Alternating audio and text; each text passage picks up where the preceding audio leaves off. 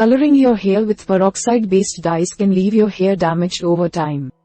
Powdered hair dyes, which are predominantly henna-based, are a harmless and economical alternative. Prep your hair before you dye and take regular care of it afterwards so the color lasts a long time. Remember to read the packaging details for more specific instructions. So, we are going to watch about the how to use powder hair dye. Method 1. Preparing to color. First is complete a skin allergy test 48 hours beforehand. Although powder hair dye is usually more skin friendly and chemical free, some people may experience allergic reactions. If this is your first experience with a certain brand, mix a small amount of the powder with water and apply it to your skin. Once 2 days have passed without red or irritated skin, you can apply the dye knowing that you are not allergic.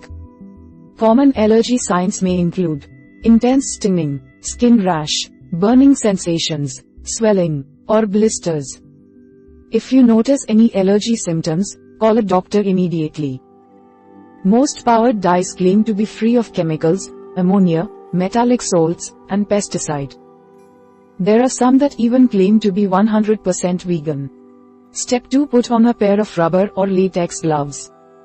Powder hair dye is safer to touch than peroxide-based dyes, but it is still messy. To avoid staining your hands, don a pair of gloves before you begin. Check to see if your dye package comes with disposable gloves before you purchase. Apply the hair dye in your bathroom to avoid staining your carpet and to better see what you're doing. Step 3. Pour the powder into a bowl, and add water. Most powder hair dyes will require little more than water. Look at the package's directions to see how much water you'll need to add. Stir the dye thoroughly until the paste is about the consistency of yogurt. Finally, cover your shoulders with a towel. Dye stains on your neck or shoulders can last for days without lightening. Find an old towel that you don't mind staining and drape it around your neck.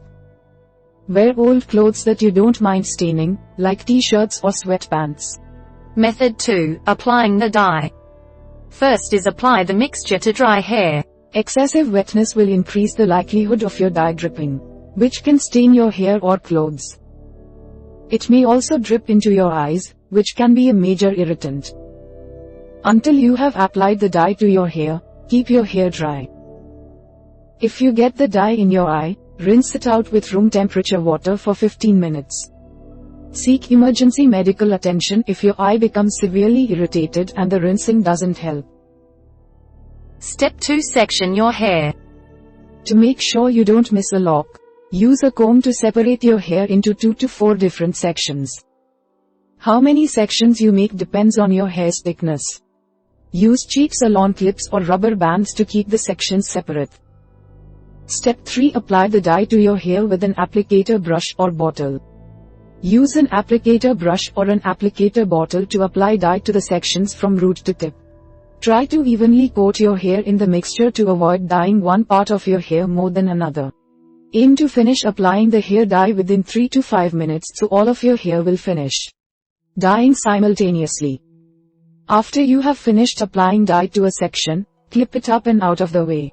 When you've finished application, put a shower cap on to prevent it from dripping onto your skin. Step 4. Wait 10 to 60 minutes. Let the mixture sit while it dyes your hair the intended color. Some mixes may finish in as little as 10 minutes, but some may take longer. Leave the dye in for up to 1 hour depending on your package's instructions. Leave permanent mixtures on longer than temporary dyes. Set a timer just in case you lose track while waiting. Finally, wash the dye out with shampoo. Once you're satisfied with the color the mixture has dyed your hair, wash it out. Continue washing your hair until it no longer releases dye into the water. Clean your sink, bathtub, or shower directly afterward to avoid staining your house. For your first rinse after dyeing, you do not have to use conditioner. Shampoo is sufficient. Method 3. Taking care of your hair. First is use sulfate-free shampoo and conditioners. Powder hair dyes are more vulnerable to fading than peroxide-based mixtures. So look for hair products that are gentle and sulfate-free. You can spot a sulfate-based hair product by the lather. Sulfate-free shampoos and conditioners will lather significantly less, When purchasing shampoos and conditioners, keep an eye out for bottles that have the words, sulfate-free, on them. Step 2. Wash your hair only 3 to 5 days a week. Overwashing your hair can dull the color quickly. Instead of washing your hair every day, wash your hair every other day to protect it from fading. Dry shampoo can be a great color-safe alternative on days you skip washing your hair. Step 3. Shower with gentler water. Scalding hot water will strip the color from your hair quickly, so use cool or warm water instead. Don't put your hair directly under the water unless you're rinsing it out to avoid exposing your hair to harsh water. Consider adding a filter to your shower head, as minerals like iron and lime can weaken your hair color. Step 4. Protect your hair from chlorine when swimming. Chlorine can turn lighter dyed hair greenish and cause darker colors to fade quickly. Before you get in the pool, wet your hair with tap water and apply a small amount of conditioner. This can prevent chlorine from penetrating your hair. Let the conditioner soak for at least 20 minutes before swimming. Wear a swimming cap for additional protection. Finally, avoid overexposure to sunlight.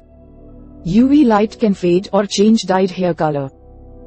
When you go outside on sunny days, wear a wide-brimmed hat or a scarf. You can also apply a UV screening hairspray for added protection. We hope it is useful to you. Please subscribe to our channel to upskill yourself.